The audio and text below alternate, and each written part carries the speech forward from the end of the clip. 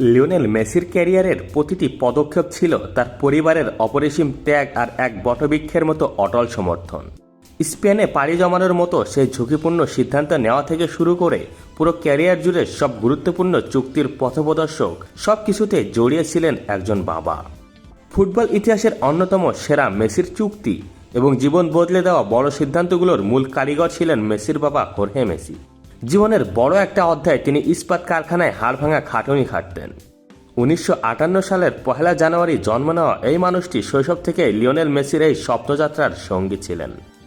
দিন শেষে তিনি কেবল একজন বাবাই ছিলেন না, অভিভাবক ও এজেন্টের ভূমিকাতেও ছিলেন ততটাই নির্ণায়ক।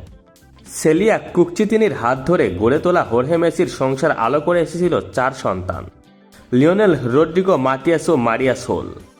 বাবার দিনরাত্রির হাড়ভাঙা সংগ্রাম আর ত্যাগের দৃশ্যগুলো আজও আর্জেন্টিনার অধিনায়ক মেসির চিঠিতে অমলিন। বাবার অক্লান্ত পরিশ্রম দেখেই বড় হয়েছেন তিনি। এক সাক্ষাৎকারে তো মেসি বলেছিলেন, আমি ওনার অনেক স্বভাবই পেয়েছি, তবে উনি সারাদিন কাজ করতেন বলে আমাদের সঙ্গে খুব বেশি সময় কাটাতে পারতেন না। ভোর 4টায় উঠতেন আর ফিরতেন রাতের খাবারের সময়। যখনই দেখা হতো উনি সেই সময়টা বেশ উপভোগ করতেন। কখনো আমার উপর চিৎকার পর্যন্ত করেননি। আমি ওনাকে খুব মিস করতাম। আজ আমি ভাগ্যবান যে আমার সন্তানদের সঙ্গে অনেক বেশি সময় কাটাতে পারি।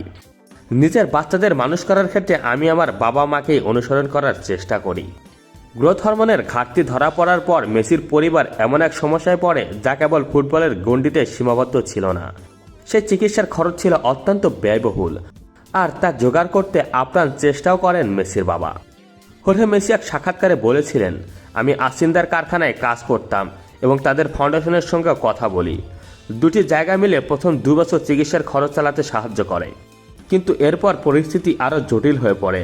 তারা আর খরচ জোগাতে পারছিল না। মেসির ক্যারিয়ারের সবচেয়ে বড় মোড়গুলোর নেপথ্যে থাকা সেই চতুর মধ্যস্থতাকারী বা কাণ্ডারি রূপের আড়ালে লুকিয়েছিল বহু পুরনো এক অকৃত্রিম রক্তের সম্পর্ক, যে সম্পর্কের ভিত গড়ে উঠেছিল কোটি ডলারের চুক্তি সইয়ের অনেক আগে। রোজারিওর কনকনে ভোরে কাজ করতে দেওয়া সেই কঠিন দিনগুলো থেকে শুরু করে প্রতিটি ম্যাচ শেষে ছেলের সঙ্গে দীর্ঘ আলাপে হোর্হে ছিলেন একাধারে বাবা, এজেন্ট ও পরামর্শক এবং সেই বিরল মানুষদের একজন। ফুটবলের সর্বোচ্চ চূড়ায় পৌঁছে যাওয়ার পরেও যার একটি বার মুখের অনুমোদনের জন্য অধীর অপেক্ষায় থাকতেন খোদ লিওনেল মেসি।